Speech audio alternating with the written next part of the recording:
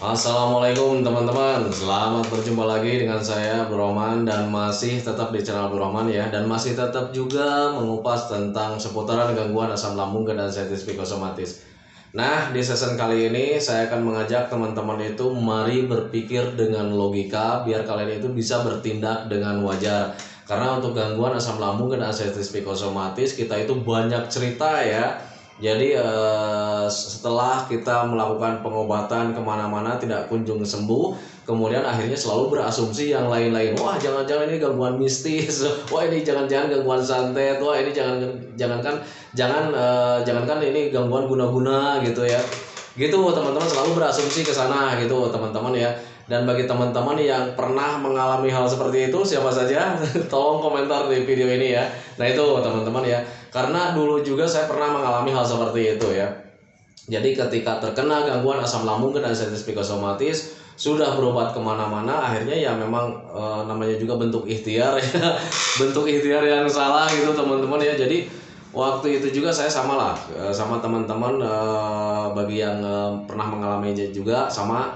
Saya juga pernah mendatangkan paranormal teman-teman, dan paranormal itu dari mana-mana sempat saya datangkan. Karena apa? Karena ya saking penasarannya gitu ya dengan gangguan asam lambung dan anxiety psikosomatis ini, kok kenapa gitu sampai bisa seperti ini. Jangan-jangan gangguan sihir, jangan-jangan gangguan santet, jangan-jangan ini gangguan guna-guna gitu teman-teman ya. Kayak macam ini yang punya akun namanya Resul Free Fire. Dia itu sudah 16 bulan ya, sudah 16 bulan terkena gangguan asam lambung dan anxiety psikosomatis. Kemudian sudah berobat kemana-mana juga, tidak ada yang mengerti tentang gangguan ini. Akhirnya dia itu didatangkan paranormal ya. Kemudian yang mengobatinya si paranormalnya itu ya bertindaknya yang tidak wajar gitu teman-teman ya. Ini gangguan guna-guna, ini gangguan santet, gangguan sihir katanya gitu. Sehingga pengobatannya itu diambil dengan teknik dianya mungkin diambil pakunya dari perut.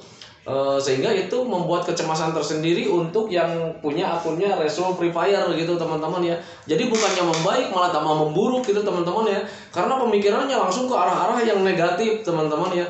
Waduh, ini benar sekali, jangan-jangan ini gangguan guna-guna. Waduh, ini benar sekali, jangan-jangan gangguan santet. Nah itu teman-teman ya, akhirnya malah tambah ngedrop lagi. Nah itu ya, itu pengalaman saya dan pengalaman yang punya akunnya Resul Free Fire juga gitu teman-teman ya. Nah tetapi berbeda ketika dia menemukan channel saya, channel tentang seputaran gangguan asam lambung dan anxiety psikosomatis. Kemudian dia nonton video-videonya, alhamdulillah itu sependeritaan, sepengalaman, dan kemudian itu kayak macam flashback ke diri sendiri ya. Nah ini gangguan saya, atau ternyata bukan gangguan medis. Nah kemudian oh maaf ya, ini ternyata bukan gangguan bukan gangguan bukan gangguan guna-guna, bukan gangguan mistis gitu teman-teman ya. Dan akhirnya dia pelajari terus, kemudian dia mencoba memahami isi video-video saya, kemudian melakukannya juga metodenya, dan alhamdulillah sekarang itu sudah jarang lagi nonton video saya gitu teman-teman ya. Kenapa jarang nonton video? Karena untuk orang yang terkena gangguan asam lambung dan anxiety psikosomatis, ketika sudah membaik, ketika bisa dikatakan sudah sembuh teman-teman ya, itu jarang sekali nonton video kayak macam begini. Karena apa? Karena rasa cueknya sudah mulai hadir di situ. Nah itu teman-teman, rasa cuek sudah mulai hadir, rasa nyaman sudah mulai hadir. Jadi yang namanya penyakit, yang namanya gangguan itu sudah mulai tidak teringat-ingat teman-teman ya. Nah makanya ketika mulai sembuh itu pasti jarang nonton video kayak macam begini. Kemudian sudah sembuh itu ya paling nonton videonya itu nonton inspirasi, kemudian nonton tutorial, nonton berita, kemudian nonton hiburan. Nah itu teman-teman ya, bukan nonton motivasi. Nah itu teman-teman, itu pengalaman saya karena dulu juga saya begitulah. Dan itu juga sudah dilakukan sama yang punya akunnya Resul Free Fire. Nah itu jadi sekarang itu jarang nonton video saya. Nah tetapi ketika ada notifikasi atau pemberitahuan, dia juga kadang suka ngelihat, kadang suka tidak gitu teman-teman ya. Nah itu, tadi itu dia itu sempat komen juga di video sore tadi ya, video saya yang sore tadi itu sempat komen katanya itu memang pengalaman saya Pak katanya gitu. Jadi nah sekarang itu alhamdulillah sekarang sudah membaik, ketika sudah mulai memahami. Nah itu teman-teman, dan itu juga patokan buat kalian sih ya, bahwa gangguan asam lambung dan asitis psikosomatis ini bisa membaik sih sebetulnya ya. Nah itu teman-teman ya. Nah jadi ketika kalian mendengarkan cerita ini ya, itu semoga saja kalian itu bisa berpikir secara logika gitu teman-teman, jangan selalu berandai-andai ke hal-hal yang lain teman-teman ya, kayak macam hal-hal mistis, kayak hal-hal yang kayak guna-guna, santet dan sebagainya. Mari berpikir logika gitu teman-teman ya. Ketika kalian sakit perut, itu bukan dari guna-guna teman-teman, apalagi kalau misalkan kalian pergi ke dukun yang nggak jelas gitu teman-teman ya, kemudian dicabut ada pakunya dengan trik-trik tertentu gitu teman-teman ya. Kita berpikir logika saja, yang namanya paku mana mungkin masuk ke dalam perut. Nah itu teman-teman ya, itu. Nah kalaupun misalkan ada yang terjadi ketika di rongsen ini, ada di perutnya ini ada paku, mungkin itu ada kelainan buat orang tersebut. Bisa saja, saya juga lupa lagi nama kelainan psikis ya, kelainan kesehatan itu seperti itu ada, cuman perbandingannya itu 1:1000 lah gitu teman-teman. Jadi ada ya seseorang yang bisa, atau misalkan kepengen mengkonsumsi benda-benda seperti itu. Nah itu ada juga, cuma saya lupa lagi namanya, itu nama kelainan itu namanya apa, bahasa kedokterannya saya juga tidak tahu, lupa lagi teman-teman. Tetapi kasus-kasus seperti itu ada teman-teman, dan di Indonesia itu ada teman-teman, ya kemudian di luar negeri juga ada kasus-kasus seperti itu. Dan bahkan dulu itu dokter juga sempat, di awal-awal ada kejadian seperti itu, dokter juga sempat bingung ya, kenapa ini pakunya sampai ada di dalam perut. Nah ketika digali informasinya, kemudian orangnya diwawancara, kemudian diajak ngobrol, ternyata memang orangnya ada kelainan gitu teman-teman ya. Jadi ada ya, namanya lupa lagi saya juga, itu ada kelainan. Jadi seseorang itu bisa mengkonsumsi atau hobi makan-makan benda kayak macam begitu teman-teman ya. Jadi memang ada kasus memang seperti itu. Jadi perbandingannya untuk orang itu 1:1000 lah gitu. Jadi 1000 orang yang wajar, 1 orang ini yang tidak wajar gitu teman-teman ya. Nah itu, makanya pahami saja bahwa gangguan asam lambung dan asitis psikosomatis itu pure gangguan medis, kemudian gangguan psikisnya ada juga ketika ada cemasnya, bukan hal-hal yang mistis teman-teman ya. Tetapi saya tidak akan mengejek sama teman-teman yang mempunyai perasaan seperti itu. Wah ini jangan-jangan gangguan medis, gangguan psikis, maaf ya, jangan-jangan ini gangguan gangguan santet, gangguan mistis gitu teman-teman. Wajar sih ya, menurut saya wajar, karena saya juga dulu mengalami seperti itu. Jadi yang dikatakan wajar itu ya wajar ya, karena apa ya, karena ketika berobat ke dokter, gonta-ganti dokter, berobat ke rumah sakit, gonta-ganti rumah sakit, kita itu tidak ada perbaikan teman-teman ya. Padahal yang dokter katakan itu sudah benar teman-teman ya. Kalau misalnya sudah diponis gangguan asam lambung dan asitis psikosomatis, atau dikatakan diponis asam lambung, ya sudah asam lambung. Nah tetapi kenapa rasanya sangat besar sekali ya, karena kita itu psikisnya juga terganggu teman-teman ya. Dan untuk psikis itu tidak bisa diprediksi oleh dokter medis teman-teman, karena itu urusannya psikolog gitu teman-teman ya. Jadi ketika kita merasa cemas, merasa was-was, gelisah, itu seharusnya kalian itu kalau misalkan ingin berbagi ceritanya itu ya psikiater sih hubungannya ya. Nah itu makanya ketika kalian berobat ke dokter juga, ketika sering bolak-balik ke dokter, nah itu dokternya itu pasti akan jengkel ya, dan pasti kalian itu akan disarankan untuk menghubungi psikiater. Nah itu teman-teman ya. Nah itu dulu juga saya sempat marah lah. Jadi ketika dokter menyarankan seperti itu, saya sempat marah juga ke dokter. Saya bilang, Pak dokter, saya itu tidak gila dan saya tidak punya sejarah keluarga saya gila, saya bilang gitu. Akhirnya dokternya juga tersenyum, bukannya gila Pak, tetapi untuk meluruskan pemikirannya saja katanya gitu. Kan Bapak sekarang lagi cemas. Nah apa yang Bapak cemaskan, apa yang Bapak takutkan, seharusnya ngobrolnya itu dengan psikiater katanya gitu, biar Bapak itu bisa berpikir wajar, bisa berpikir secara logika, biar Bapak itu tidak merasa cemas katanya gitu. Karena Bapak itu kan selalu berpikir tentang hal-hal yang negatif katanya gitu. Nah itu teman-teman, jadi dokter itu memang sudah benar teman-teman ya. Jadi kalau misalnya kalian disuruh ke psikiater ya sudah ke psikiater gitu teman-teman ya. Tetapi waktu itu niatan saya untuk pergi ke psikiater itu terurungkan teman-teman ya, karena memang uangnya tidak ada waktu itu ya. Jadi ekonomi saya itu terganggu karena memang saya kepala rumah tangga. Jadi ketika terkena gangguan asam lambung dan anxiety psikosomatis ya nggak bekerja teman-teman ya. Jangankan untuk berobat ke psikiater teman-teman ya, untuk menafkahi keluarga sehari-hari saja itu saya tidak bisa waktu itu ya, karena tidak bekerja, berhenti mencari uang waktu itu. Nah itu jadi ketika saya tanya-tanya berapa nih bayarnya psikiater gitu ya teman-teman ya, dan itu sangat mahal sekali. Dan makanya waktu itu saya pure mempelajari sendiri, dan ketika mempelajari sendiri ternyata di situ ada pemahaman bahwa gangguan asam lambung dan anxiety psikosomatis ini ternyata tidak berbahaya teman-teman ya.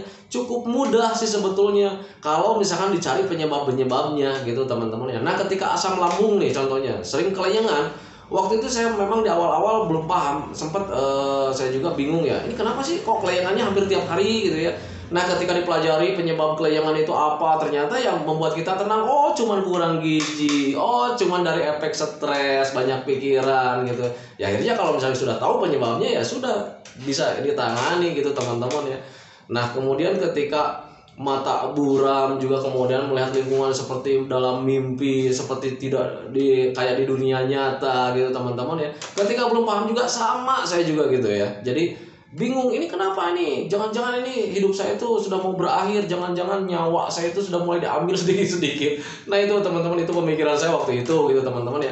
Nah tetapi ketika dipelajari, oh ternyata itu memang efek stres, hasil dari kita itu terlalu banyak pikiran gitu teman-teman ya. Oh ini juga karena gula darah sedang turun. Jadi semuanya, jangankan untuk organ tubuh yang lain, untuk otak saja pemenuhan gizinya tidak terpenuhi karena memang pencernaannya sedang tidak membaik. Kemudian ditambah lagi kita selalu berpikir keras gitu, akhirnya ya keseimbangan tubuh terganggu, kebutuhan gizi untuk otaknya juga terganggu, yang akhirnya otak kita itu nggak bisa bekerja dengan maksimal. Nah itu teman-teman, akhirnya ya menimbulkan hal yang lain-lain gitu.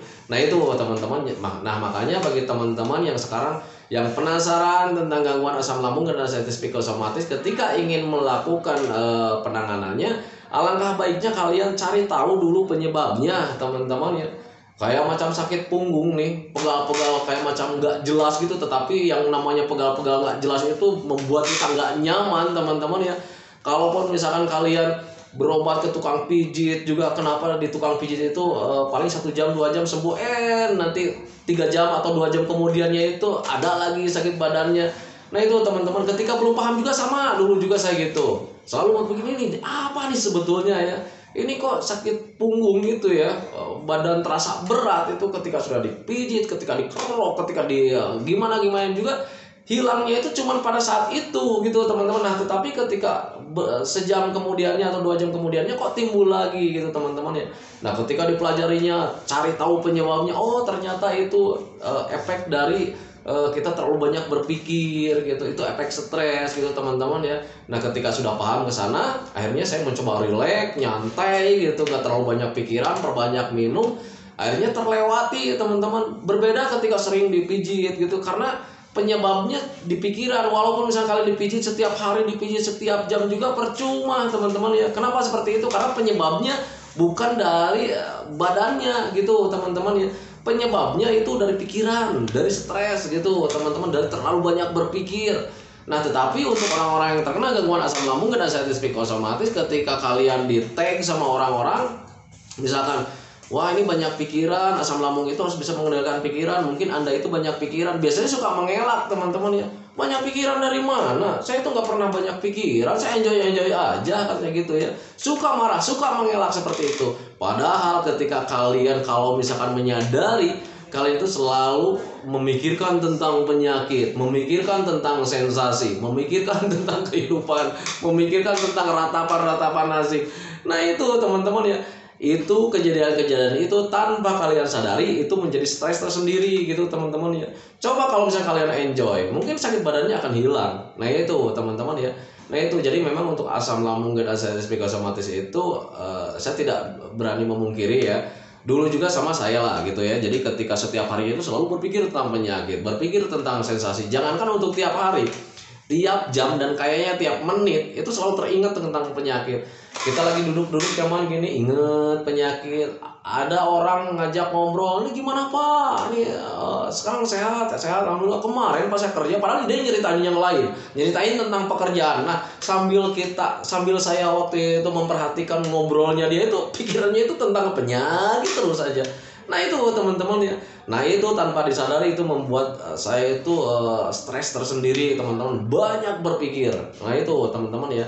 Ingat yang saya katakan stres di sini itu bukan stres gila teman-teman. Bukan ya. Tetapi kalian itu terlalu banyak berpikir dan itu bisa menguras energi yang ada dalam tubuh kita teman-teman ya. Dan kalau seandainya gizi kita itu terkuras dengan stres, terkuras apalagi kalau misalnya sudah ada rasa cemas atau ketakutan, ya bisa terkuras energinya dan kemudian seluruh tubuh kita itu tidak bekerja dengan maksimal. Dari ujung rambut sampai ujung kaki itu tidak bisa bekerja dengan maksimal. Rambut contohnya kerjanya kayak gimana, tidak maksimalnya ya sering rontok teman-teman ya. Kalau misalkan nyisir itu kalau habis mandi atau misalkan cuci muka rambutnya dibasahin itu kena tangan itu nempel ya. Banyak yang nempel dan itu ketika banyak yang nempel rambut itu subhanallah pikiran saya itu kemana-mana dan cemasnya hadir teman-teman. Jadi waktu itu saya itu salah berpikir, ya Allah saya bilang ini anggota tubuh saya itu sudah mulai meninggalkan saya satu persatu. Jangan-jangan itu nyawa saya itu mau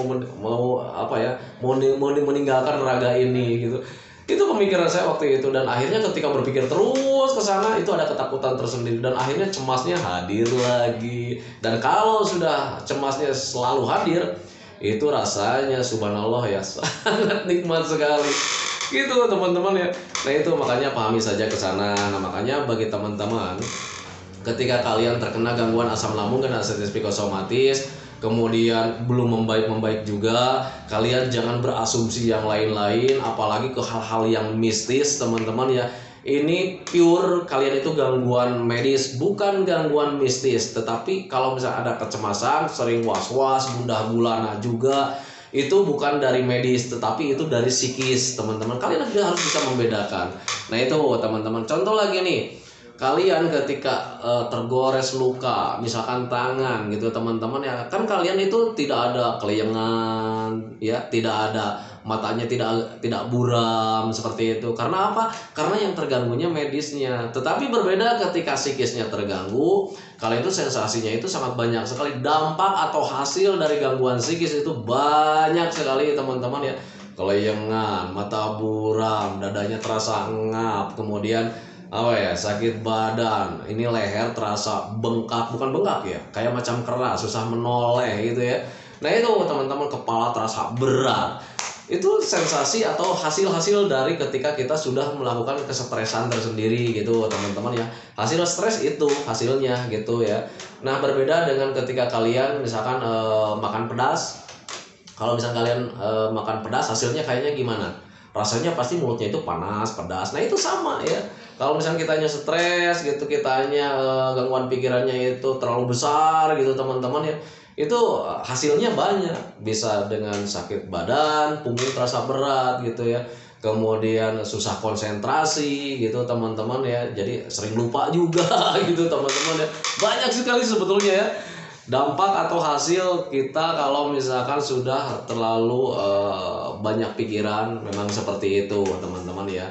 Jadi bukan gangguan mistis teman-teman ya, tetapi ya wajar sih menurut saya ya kalau misalnya kalian beranggapan seperti itu. Tetapi saya semoga saja kalian itu dengan adanya video ini bisa terluluskan pemikiran kalian, bukan ke hal-hal yang mistis. Jadi kasihanlah ya orang-orang atau makhluk-makhluk mistis itu, kasihan kena fitnah teman-teman ya.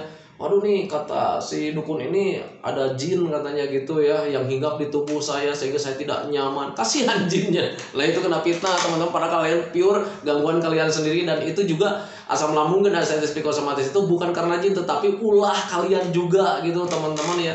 Kenapa ulah kalian? Ya kalian ingat-ingat saja, apakah kalian sebelum terkena gangguan asam lambung dan artritis psikosomatis ini hidup kalian itu apakah teratur? Kan tidak ya. Jam makannya tidak teratur teman-teman, kemudian jenis makanannya juga tidak teratur, banyak makan makanan yang pedas, apalagi kalau di perempuan itu suka makan yang pedas-pedas itu kayak macam makanan seblak gitu ya. Kalau pedasnya nggak hot kayaknya kurang mantap gitu teman-teman ya. Nah itu kemudian bagi laki-laki juga yang sering konsumsi alkohol, kemudian obatan-obatan terlarang, itu pasti akan terkena gitu teman-teman ya, pasti akan terkena. Kemudian sering begadang juga.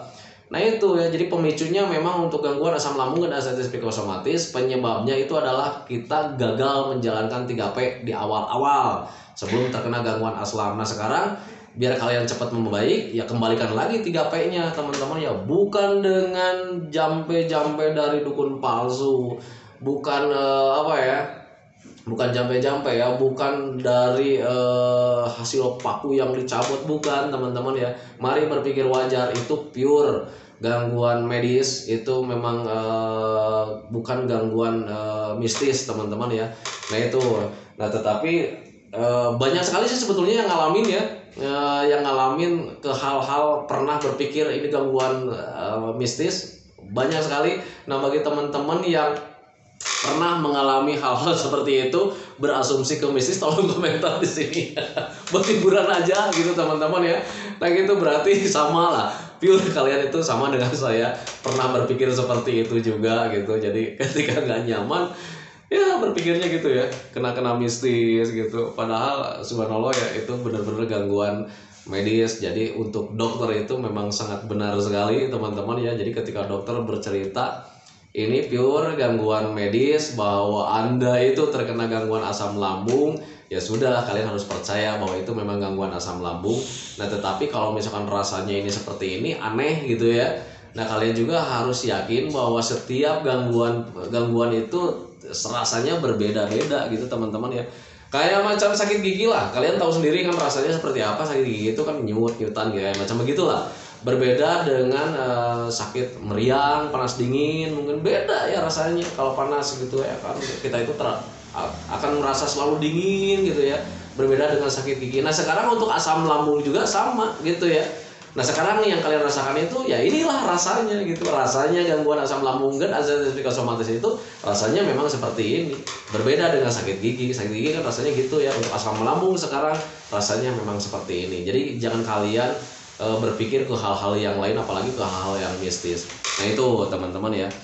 Nah itu teman-teman ya videonya, semoga saja videonya itu untuk sekarang itu hari ini saya itu share-nya 2 kali ya, tadi sore sama sekarang.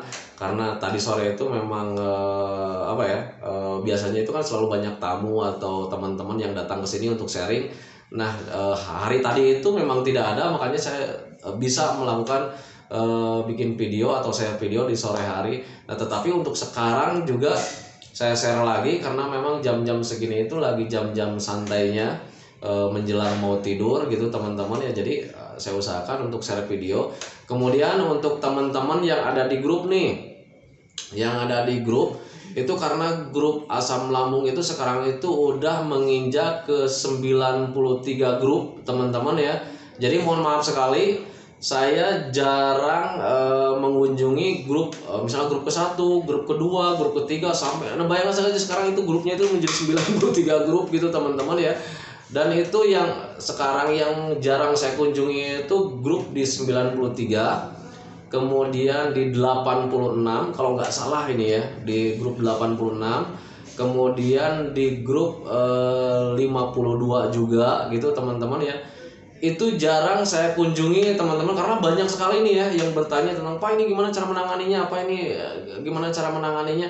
Padahal kalian itu nggak usah bertanya teman-teman ya, kasihan juga sih yang bertanya, jarang saya jawab soalnya pertanyaan itu sangat banyak sekali ya, di grup ya, di Facebook ya, di yang di ngechat pribadi, kemudian di kolom komentar. Dan apalagi yang di kolom komentar di satu video saja itu pertanyaannya itu sangat banyak sekali, bisa ratusan. Apalagi video saya itu sudah banyak sekali, sudah ratusan. Nah bayangkan saja, kalikan saja ke sana.